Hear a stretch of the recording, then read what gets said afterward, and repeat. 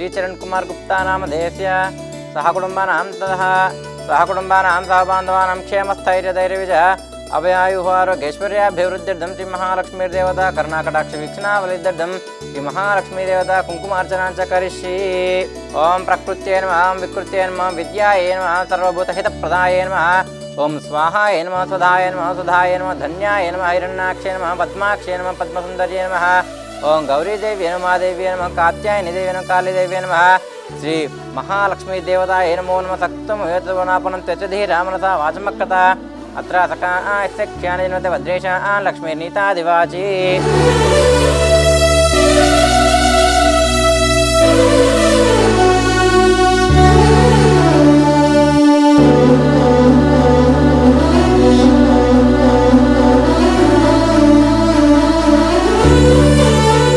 మేమందరం కూడా ఇక్కడికి రావటానికి కారణం ఏంటంటే మా వైఫ్ బర్త్డే. ఇది ఆల్మోస్ట్ ఒక 1 మంత్ నుంచి వద్దామని అనుకున్నాం, కానీ ఈరోజు కుదిరి ఇక్కడ రావడం జరిగింది.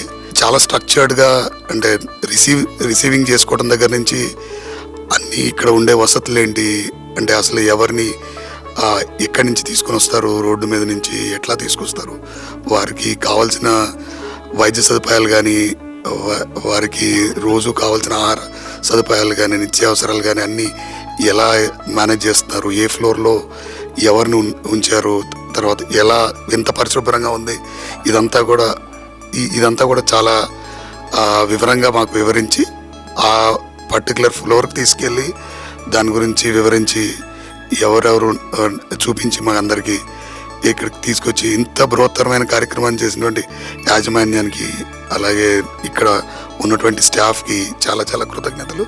చాలా ఆనందంగా ఉంది ఇక్కడికి రావడం. ఇది మాకు మా ఫ్యామిలీకి రియల్గా చాలా ఇన్స్పిరేషన్గా ఉంది యాక్చువల్గా. Thank you and continue to do the good work.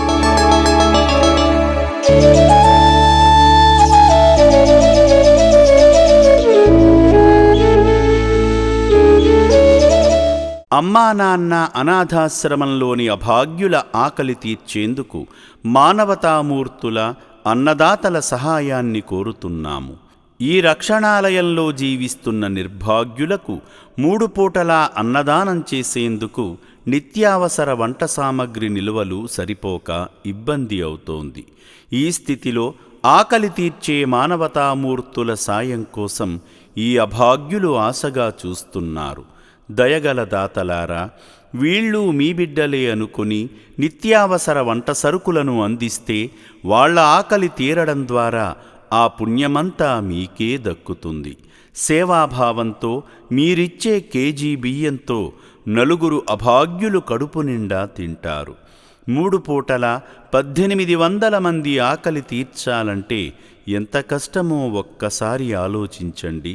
దయచేసి బియ్యము, పప్పు, నూనె, కూరగాయలు ఇలా ఏదైనా సాయమందించి శ్రీ పుణ్యలింగేశ్వరుని అనుగ్రహానికి పాత్రులు కండి.